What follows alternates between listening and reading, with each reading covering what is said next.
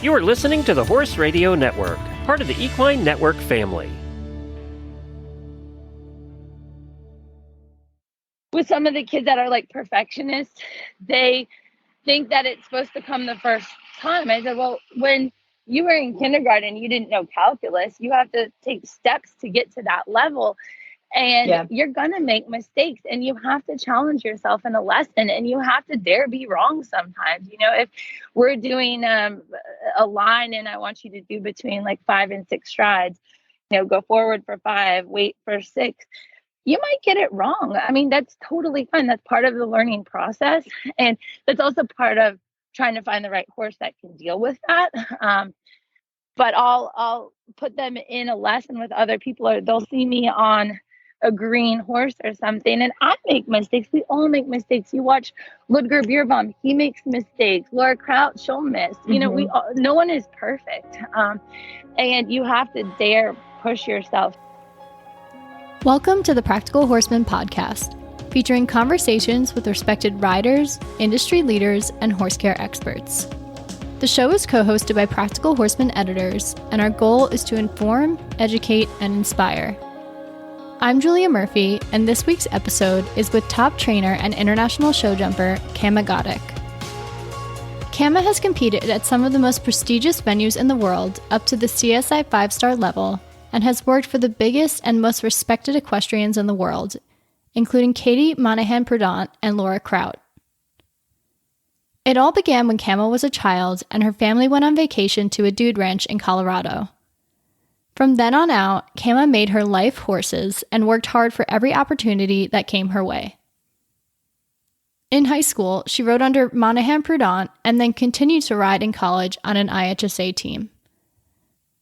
After college, Kama moved to Europe to continue her riding education and ultimately stayed for 13 years teaching and showing. While in Europe, she obtained a German trainer certification from the Westphalen Rider and Driving School in Munster, Germany. In 2007, she started her own international equine sales business, Kama Godek LLC, where she helped international customers find European horses. And in 2012, Kama returned to the States and reestablished her business in Northern Virginia, now located at Ohana Equestrian Preserve.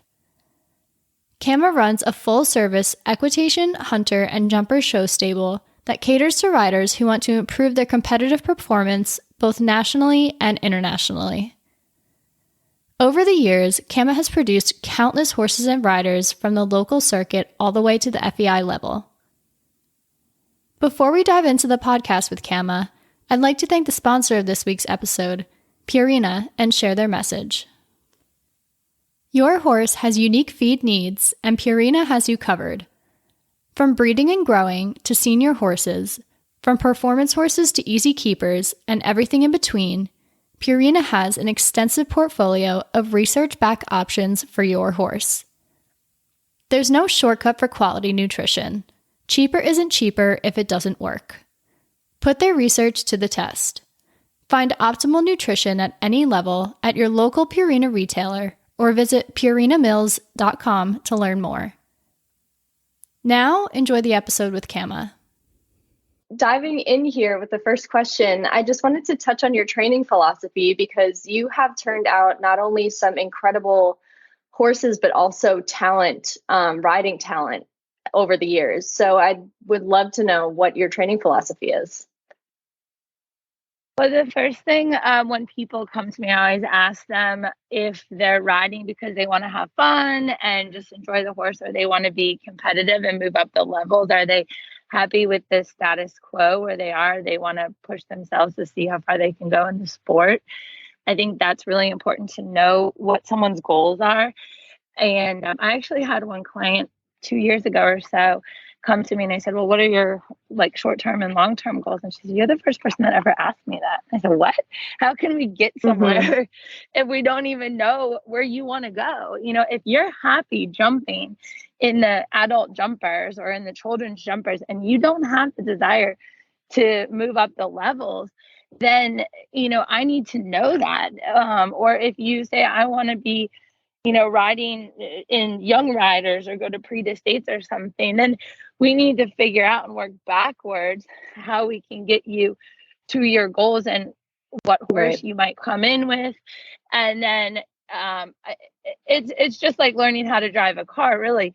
You're not going to give someone a top sports car when they're 16. They're going to first learn on maybe like a Volkswagen or something, or maybe an older car, because you're going to make mistakes. And those horses are so valuable. Those first junior jumper type horses that are a little bit more forgiving with inexperienced riders. And then as the rider develops, then find a more sophisticated horse. Sometimes I just say they're finishers. You want to get to the finish line. You might have a rail or two, but you're at least getting in there and seeing what it feels like to be on a scopy horse, and then get one that's maybe a little bit more sensitive. So I think it's rare to find a horse that's going to take someone from the entry level all the way to the top. I mean, it does, of course, happen. You see some riders do that, but that's rare. So I think the first thing is really sitting down with the riders and their families too, seeing the commitment level, and then working within that, and then finding the right match for the riders. I'm really fortunate that I can sit on the horses, so I can sit on maybe the horse they come with and see what that horse feels like, and then try to maybe get them the 2.0 of that horse and move upwards from there. And when oops, sorry, go ahead. Yeah, no. So when you are teaching students, and you've produced so many that have come up the junior ranks and are now, competing at the professional level and amateur levels and are just so successful. So when you are teaching, how would you describe your teaching style? I never get angry if someone makes a mistake. I see some trainers in the warm up and they, why did you do this? Well, everyone's trying to do the best job that they can. No one is going out there and trying to have a rail or go off course. Everyone goes in and tries their hardest. So I would say that I try to break it down. I was not a very good student in school, and I had to go to tutors and all this stuff. But I mean, I was in advanced classes, but sometimes my mom would have to sit down and try to teach me a different way. So I try to make visual cues for them. And I also sometimes let them ride some of my more advanced horses, or I am also teaching on the horse. So a large part of our riding is flat work, and spend a lot of time working on flat work. And then I'll basically chase them around the ring on a horse. So I'll be probably 4 horse lengths behind them. And then if they're not doing the shouldering correctly, I literally just pass them on the short side. And I say, okay, this is what I want. Let's break it down to a walk and look at how I'm doing it. And I've also noticed sometimes with some of the kids that are like perfectionists, they think that it's supposed to come the first time. I said, well, when you were in kindergarten, you didn't know calculus. You have to take steps to get to that level. And you're going to make mistakes, and you have to challenge yourself in a lesson, and you have to dare be wrong sometimes. If we're doing a line and I want you to do between like 5 and 6 strides, go forward for 5, wait for 6, you might get it wrong. I mean, that's totally fine. That's part of the learning process. And that's also part of trying to find the right horse that can deal with that. But I'll put them in a lesson with other people, or they'll see me on a green horse or something, and I make mistakes. We all make mistakes. You watch Ludger Bierbaum, he makes mistakes. Laura Kraut, she'll miss. No one is perfect. And you have to dare push yourself. So I never get upset if someone makes a mistake. No one's trying to go out there and get eliminated in the class. Certainly not. So that's just breaking it down. I mean, one of the girls this weekend, I'm so proud. She came to me with a horse she had already bought off the internet, actually, during COVID. And it's been a challenging horse. And she was double clear, and the horse and her, I mean, they're coming together, and it's taken some time. And she was fourth in the classic. She didn't win, but for me, it was a huge win that she was double clear with that horse, because we've gone through a lot with him. So those things. And what do you think when you are training? Do you ever find that there is one thing that a lot of students need to work on and that they need to get better at?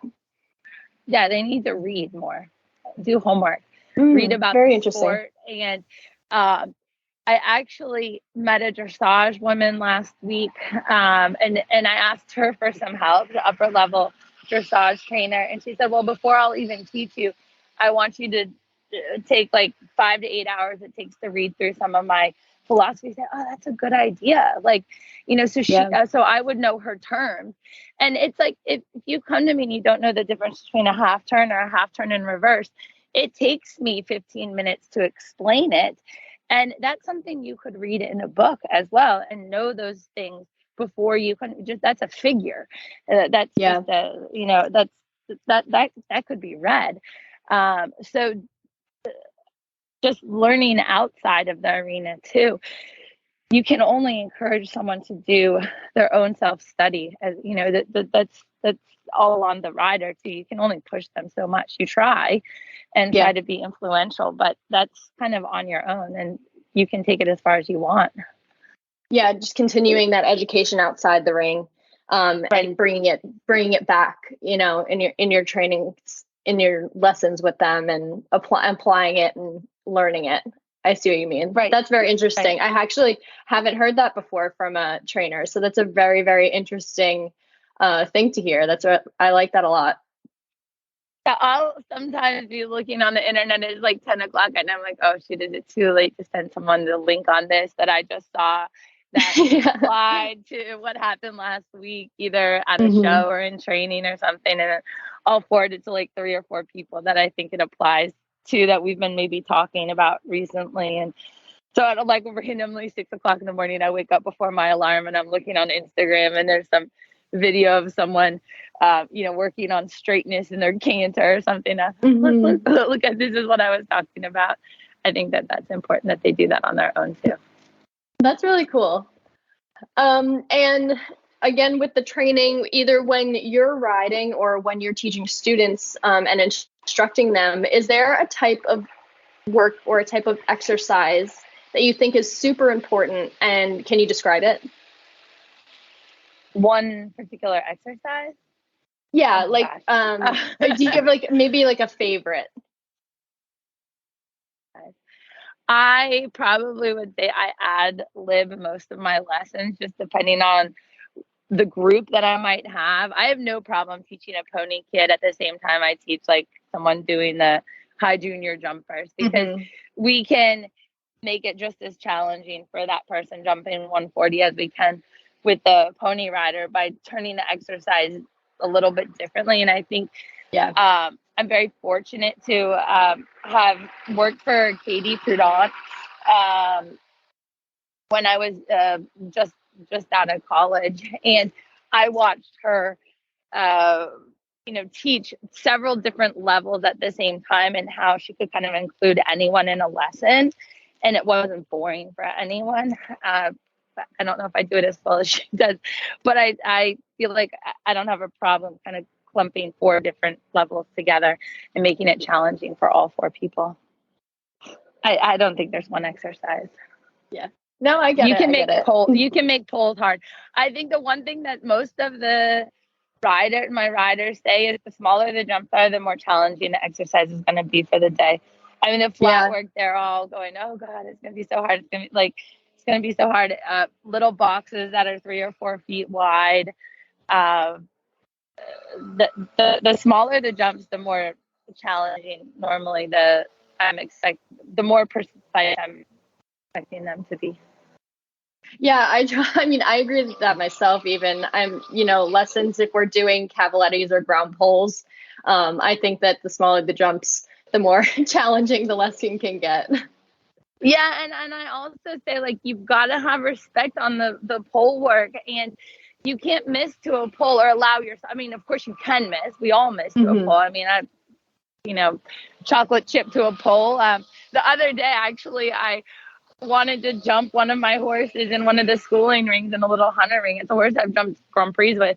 And I was like, oh, look, I'm like riding all light like a hunter, and I canter up with no connection, just sitting on his neck. And I absolutely missed and flew up his neck. And I think the spur hit him behind the saddle, and I almost fell off. And somehow I didn't.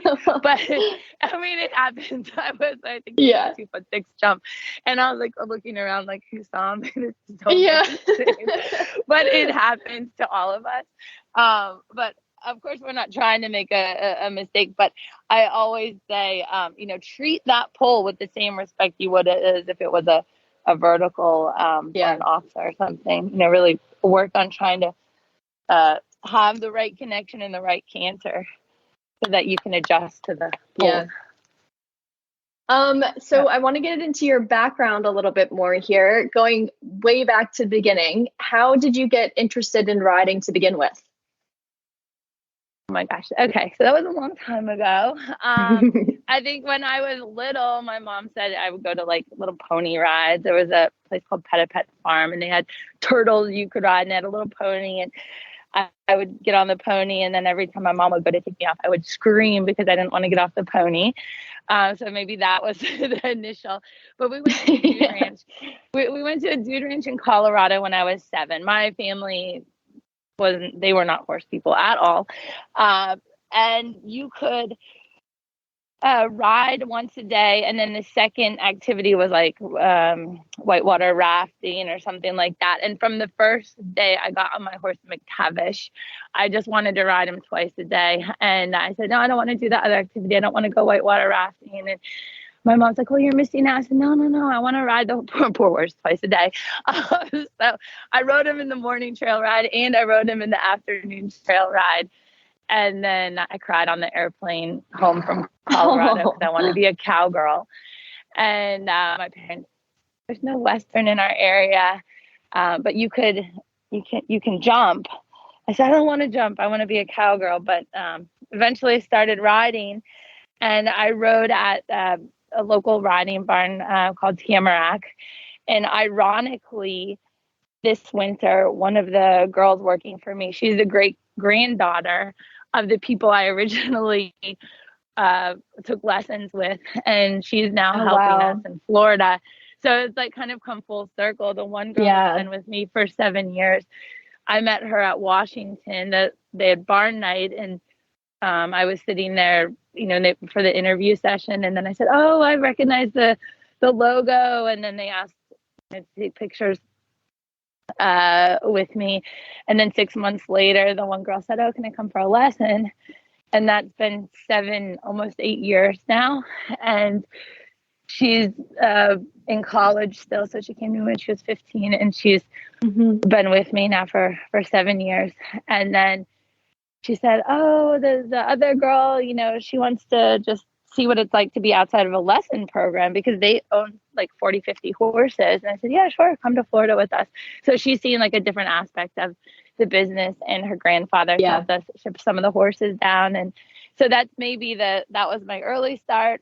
And my parents said I could never have a horse, but I taken no for an answer. I always wanted to have a horse. So I saw a free lease when I was 10 there was a little like index card at the saddlery.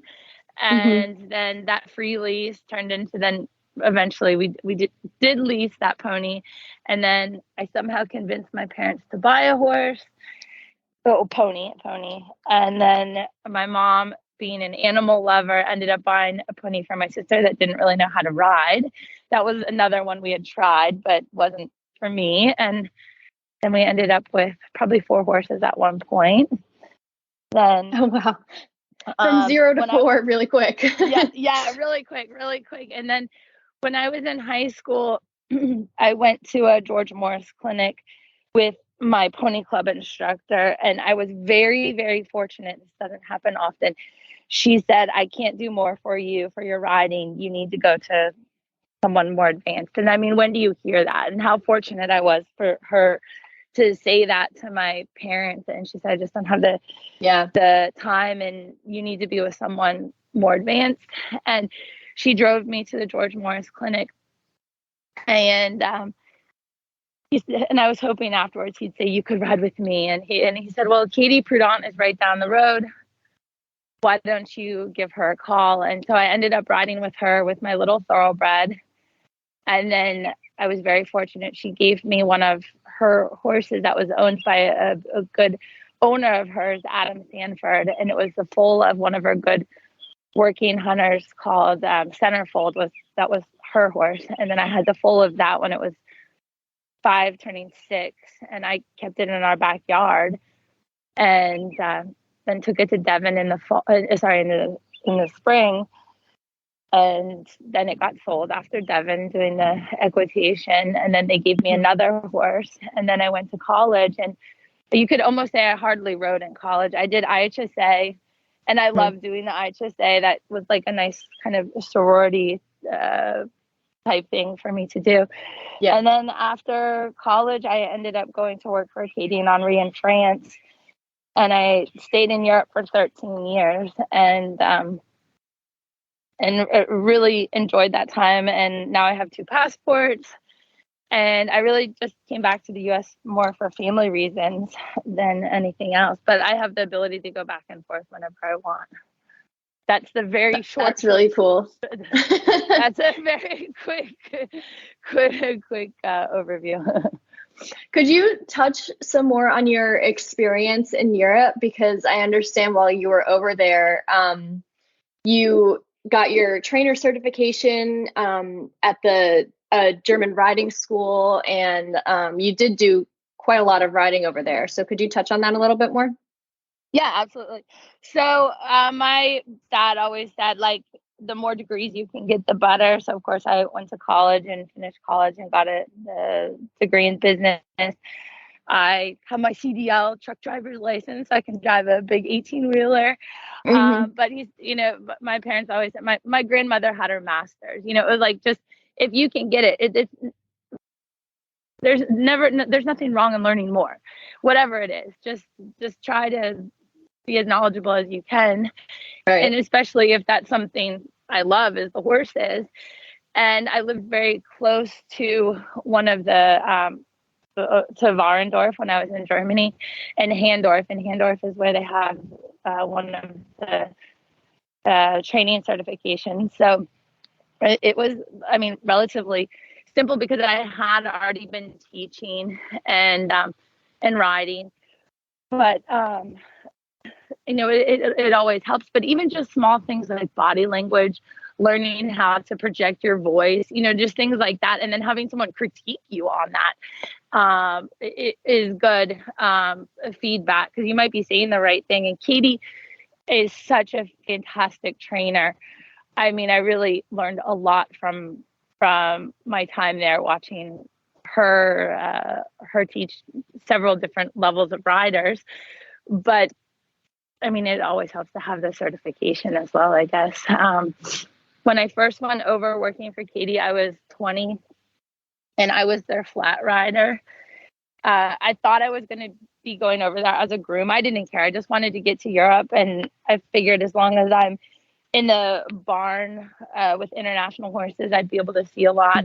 And then I went for like the interview. I say kind of in quotes. I rode one horse, and I rode it for like 5 minutes, and she said, "Come right in." And I was like, "Oh God, she's been telling me to get off the horse. I'm horrible." Even though she knew me for years already at that point. I said, "Do you think you could handle riding like 5 or 6 Grand Prix horses every day?" And I was, "Yeah, I think I could do that." Yeah. Yeah. I think I could do that. So I rode about 10 of their horses every day. My job was just making sure the horses were ready to go the next string of horses. So they could only take 2 or 3 horses to the FEI shows, and whatever stayed back had to be ready to go to the next show. So they may be gone for 2 weeks on tour, and then those horses would come back, and then they'd have the fresh set ready. And that was amazing, because I hadn't ridden at that level, but I could see the management. And I also say to everyone that the management is more than 90% of it. The riding is like nothing, but you've got to have a sound horse. You've got to be able to produce the horse, keep the horse happy. And there's so many Grand Prix horses born, but so many people don't know how to manage that. And then the horses fall by the wayside because they get injured or fall into hands that can't get them to that level, or people that don't believe in them or something like that. Right. So I learned a lot about that. And then I felt like I wasn't actually getting in the show ring the way I wanted to. And I thought, well, Katie's like the best person. If it's not working with Katie, like, I don't even know which direction I'll go. I never gave up on the horses, but I thought I need to see what my degree is good for. So I ended up moving to Holland. I wanted to stay in Europe, but I ended up having an office job in financial consulting. And I was riding 2, 3, 4 horses after work every day. And I was really fortunate that the barn I was at, I mean, the man was amazing. He had gone to the Olympics for dressage, but he had also qualified for jumping as well. And I rode some of his horses and then my own, and started showing more. And I also worked for a big dealing barn there in Holland, and started making connections that you don't appreciate at the time, but 15 years later, 20 years later, you go, oh my gosh, it's amazing to see like where this person has gone with their career. And it's just fun to see. I mean, we all were kind of nobodies back then, and now everyone's kind of become professionals in the sport. So that's really fun. And then I was in Belgium for a short period of time, and then went to Germany after that. And from Germany, I came back to America and just bought and sold horses, and just tried to kind of upgrade the quality of horses every time I was buying and selling. And when did you decide to start your own business when you came back to the States? I had already started my business while I was in Europe. I had my job in financial consulting.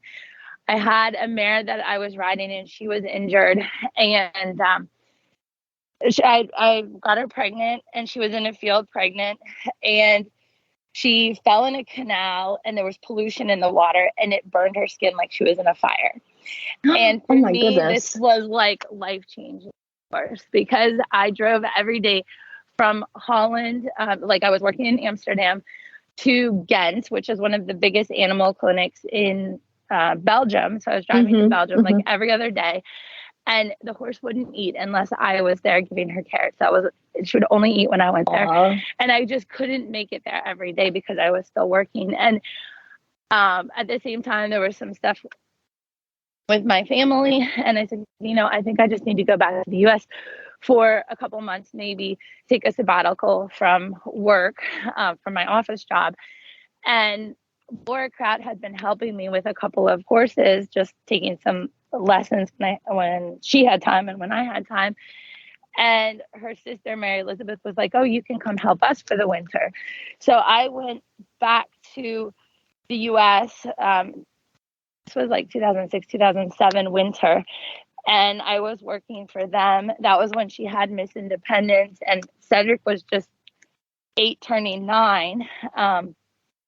And I was there for the winter, 2006, 2007. And while I was there, I was like, I just can't go back to working in an office. Like, it wasn't for me. And I knew that the whole time. And so I went and I started, my LLC basically when I got back to Virginia, and then flew back to Europe. And the first horse I really bought on the business was so inexpensive. I just took the money out of an ATM machine. It was a 4-year-old, and she was kind of skinny and gangly. And I just trained her up. And then the next year as a 5-year-old, she was 11th in the 5-year-old finals. And then I sold her, and then bought another one and sold it, and then just started upgrading horses. Yeah, things just got rolling from there. Yeah, exactly. And I mean, they say sometimes, you have to be a hard worker, but there's a bit of luck in the game too. So I had one horse that was in my barn from owners, and that horse, the full brother had jumped Aachen and had won a Grand Prix Global Champions Tour, and I had the full brother stallion. And so I went up to Paul Schockmel at a show, and I said, I have the full brother of this horse. And he said, okay, I want to see it. And so I brought it to Moulin, to his farm, and they bought it that week. So that was just a bit of luck on my part. And I kind of capitalized on the fact that I had lived in a couple of different countries. And just the way Americans are skeptical about going to Europe to buy horses, the Germans at that time were skeptical to go to France to buy horses, and the French were skeptical to go to Holland, and the Dutch were skeptical of the Germans. And I can't say that's not untrue, but I bore the risk of taking a horse from France to Germany, showing it in Germany, and when people saw it every week on the show, then I sold that to the Germans. Or I took a horse from Holland, from the connections I had when I was there, brought it to Germany, and then again sold it to the Germans because they felt more comfortable seeing it week in and week out on the show. So I think that was kind of what I was the one that took that risk on, of bringing the horse in. So I actually sold a lot of horses within Europe when I was there too, more than I was expecting. Yeah, right. And also, touching, oops, sorry, go ahead. No, go on. Okay. Just, you were speaking about, competing over there. So I just wanted to move forward into competing and winning and losing, just some more competition related questions. So in this sport, it's a very difficult sport. Horses are unpredictable, and things don't always go as planned. So, in your career, when things don't go, the way that you might like, or you don't win as often as you might like, how do you deal with something like that? Well, it's not like soccer where it's 50-50, right? So you might be in a class with 50 horses, so you have a 2% chance of winning. It's just part of the sport, knowing that. I never grew up in a sport where it was like a 50-50 win-lose. As far as like losing out on horses, I can say there's been times where I'm like, okay, I'm going to keep trying with this horse, keep trying. And then I'm like, okay, I need to sell it. And I'm okay with the loss. Like to win big, it means you're also losing big sometimes as well. So I might have, for example, sold that one horse to Schockmel, but I can tell you I've turned around and said, okay, I'm going to sell this horse for $5,000. I want to go on tomorrow. And if you happen to be there on the right moment, you could get a hell of a deal from me. If you're a quick buyer. There's a couple people I know that are quick buyers, and I'm like, I just can't. The horse isn't maybe going to shows with me because I don't have enough space in the trailer, enough time to ride the horse. I'm like, I'm just not doing justice for the horse. But maybe for a kid that wants to jump a 110, I mean, you're not going to find a better horse. You just have to happen to be there on that day. Then, so that's like maybe my loss, like business wise. I'm okay to lose sometimes. Yeah. Because it costs so much to feed the horses. If it's not the right horse to put in the trailer to go to a show, just gotta go. And can you talk about some of your most important or favorable wins in your career? I mean, for me, probably the one that might stick out is Washington is like my home show. When I was 8, I went there with my mom and my aunt, and I saw Margie jump the wall, and I never had the horsepower to be able to show there when I was a junior. And then when I was in college, like I said, I rode on IHSA, which was just a limited riding. And then I went to Europe, and I had been in Europe for 13 years. And when I moved back to the US, I came back with 3 horses. And the one horse was an 8-year-old I had found as a 6-year-old that had barely been jumping like 1.10 m, kind of inconsistently. I had good results with him as a 7-year-old. I had been able to do some of the rider tour shows, like up to 4-star level, but youngster tour. So I did the 7-8-year-old classes at those bigger shows with him. And he I thought was quite commercial, good looking horse. And I got into Washington, and I had been watching that show for 25 years and never been able to ride in it, never even had the horsepower to even think about getting there.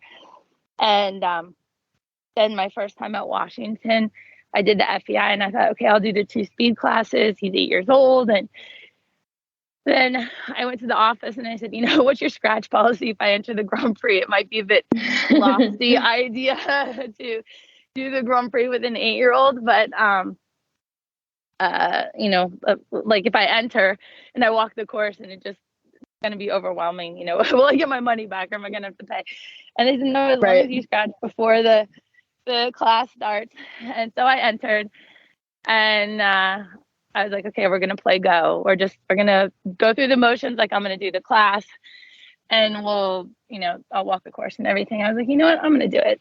He jumped fantastic in the 2 like qualifiers basically, and I'm going to go for it. And he jumped around and got a ribbon in the class.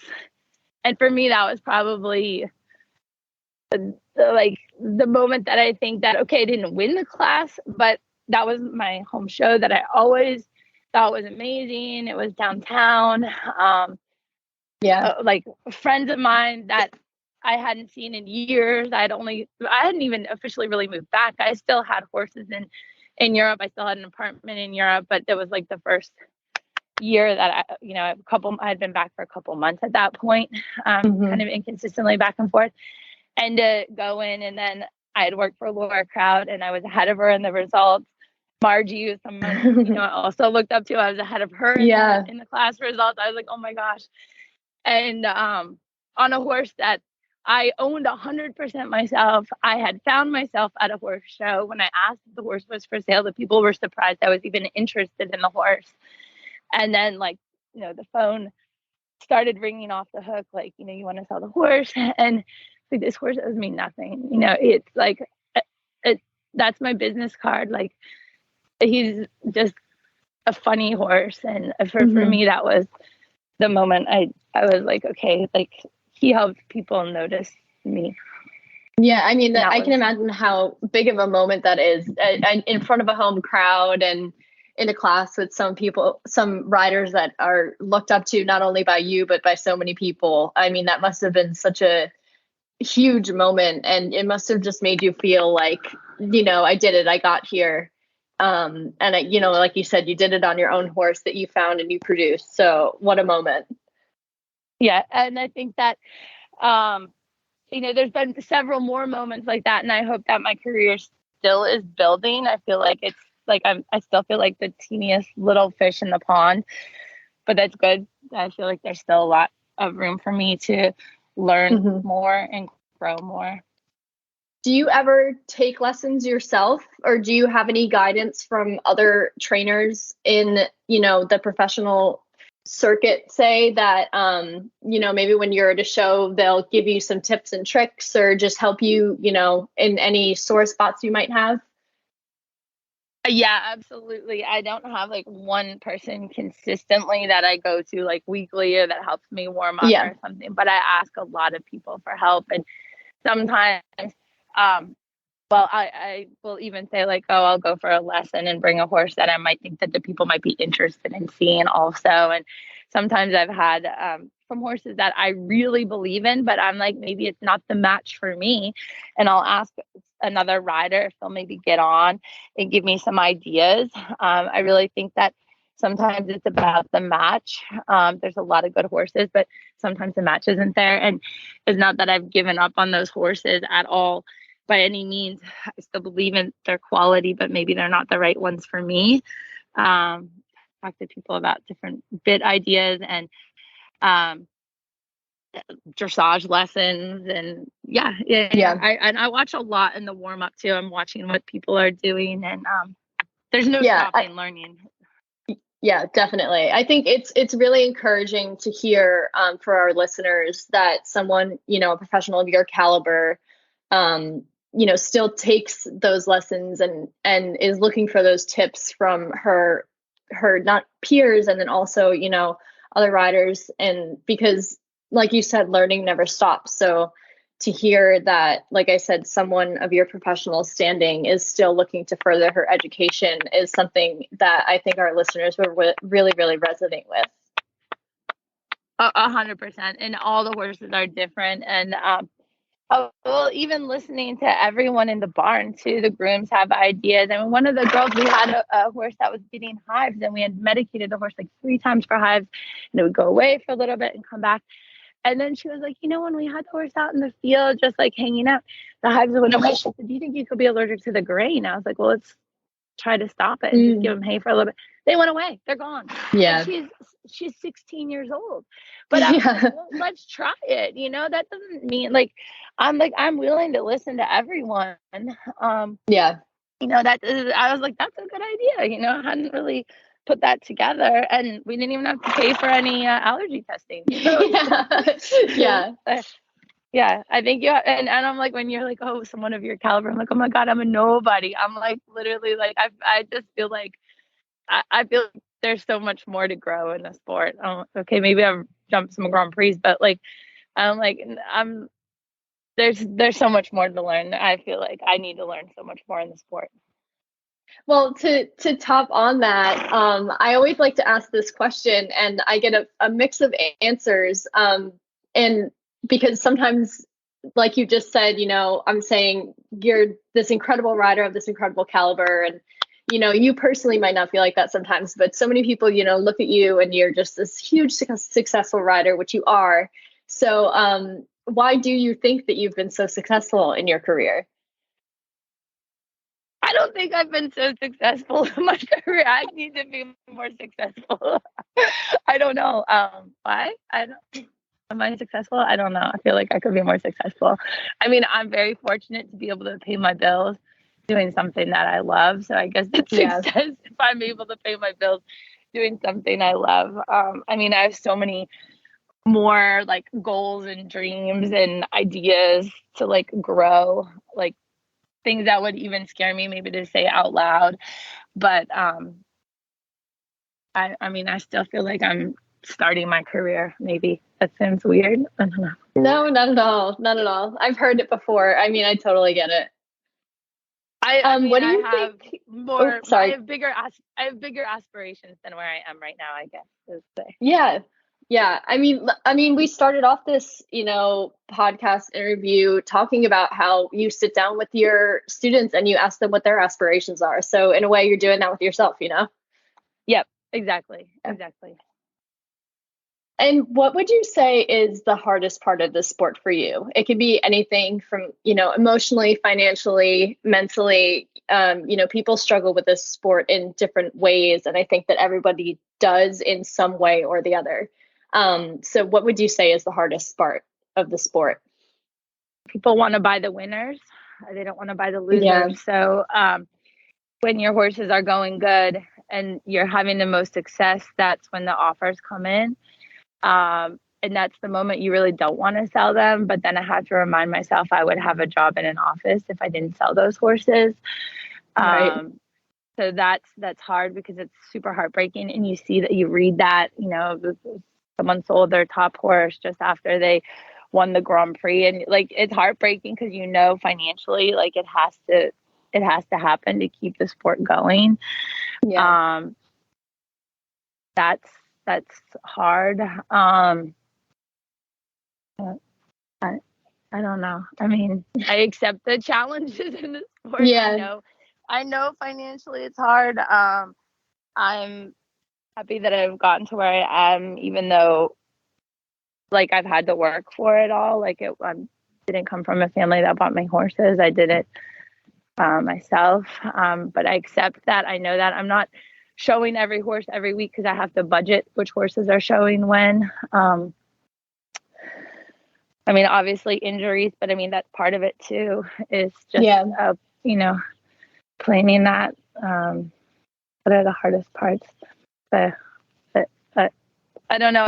That's great. That sometimes you need the bad days to appreciate the good days, I guess. Yeah, absolutely. Absolutely. And going back to competing a little bit more, I wanted to ask if when you are showing yourself, do you ever get nervous? And if you do, how do you handle your nerves? Oh my gosh, yes. But I noticed that I pick apart details like before a big class. I'm like, oh my gosh, this the runner is out of place, or the horse has like a speck of dust, like the hair is going the wrong direction, and Right. the nail could be tighter on the shoe. I'm like really going from head to toe. Everyone goes crazy because I've noticed these small details. I'm like, how can you guys not be so detail orientated? That really drives me crazy when I see something, and I don't tend to do that until it's a bigger class. Maybe Right. I notice that when I'm getting nervous that I really want like every I dotted and T crossed perfectly. Not unlike many other people though.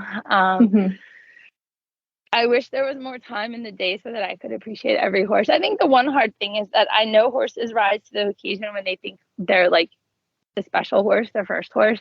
And it's very hard to treat all of the horses like the first horse. Or like there's always one horse that's obnoxious for more attention. And that's the challenge that's a challenge to try to let every horse think that they're the special horse. I think they will jump that much or perform that much better for you if they believe that like they're your superstar. But I get nervous. I have used a sports psychologist. Now I like focus on breathing. But yeah, I've called sports psychologist before. I also listen to some of the like books about sports psychology when I'm driving in the car. Yeah, I think that's normal. I think it's a good thing. Oh, definitely. I've heard from so many trainers and riders that they have used sports psychologists before. I mean, I have myself. I think it's an excellent way to learn how to get your nerves and your anxiety under control, or just to understand them better and how to manage them, you know? I think it's a great thing. I get very nervous when my riders are in the ring because then you don't have control over what's happening. So that I get like almost more nervous when the riders are in the ring. I hope we prepared correctly so that they're ready to do everything. I say, okay, everything we did in the warm-up ring and at home and in lesson, don't forget about that. Forget about it. Just ride off your feeling in the ring. Hopefully you have enough muscle memory at this point that just ride off a feeling in the ring. That's what I say. I'm like, don't breathe. I never say at the last one. I'm not giving a lesson before they go in the ring. The lesson happens at home, or once they're in the ring, they just need to focus on the course. Yeah. And just a couple last questions before we wrap up here. Firstly, is there any advice that you would give your younger self? I mean, I it's not advice. I wish I could have worked for more people and taken it. People don't want an older person working for them. They want a younger person. And people be more open about telling ideas to a younger person than an older person. I wish I had worked for more riders. I don't know.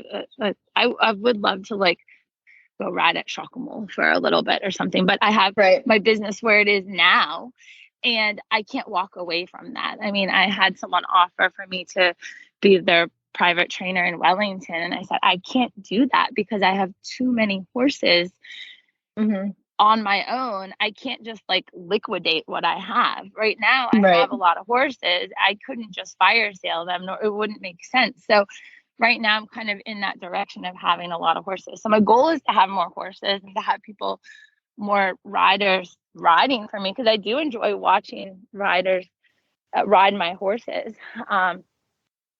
Ones that are hardworking and really want it. And I understand people make mistakes and stuff, but if they really, love the horses and appreciate it and stuff. But I wish I had the time to be able to work for even more people. I can't work for two people at once, I guess. I don't know. Yeah, I mean, you like you were telling me, you kind of hit the ground running, when you got to Europe and you found a horse and, paid what you had to for him and then just kind of got started. So I understand what you mean. Like if you could go back, that would be something that you might make different. Yeah, I would have maybe worked for more dealing barns or maybe a couple more international riders or something. I think it was a good idea to do the like grooming / like home riding and the flat work and stuff. I mean, I got to see a lot doing that. Yeah. I would love to spend more time with I think like coming together as a team.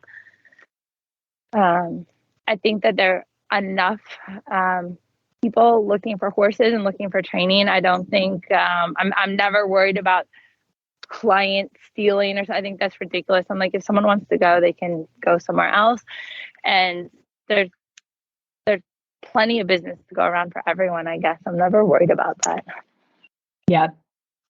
And just a couple last things. What is next for you? What's on your calendar?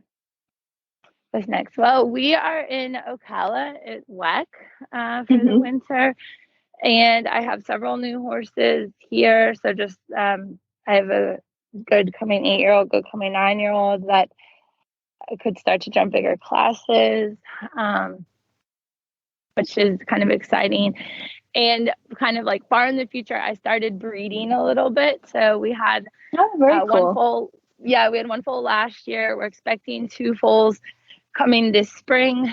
And then we have some embryos frozen. And I want to try to have at least 4 foals for next year. So we have several embryos frozen, like ready to implant. So doing more of breeding with the mares that I have have very good mother lines. And so that's maybe like in the short and long term, because breeding, I mean, that is about the future, and finding people that want to kind of start riding those youngsters. So that's very cool. Like, that's fun. I'm super excited about that. Like I'm super excited about in that direction, especially because I have mares with good lines. So that's like a short and long term thing. Yeah, very awesome. Well, good luck with that, and good luck while you're down at WEC this season. I'm sure that'll be lots of fun, and you'll have a ton of success.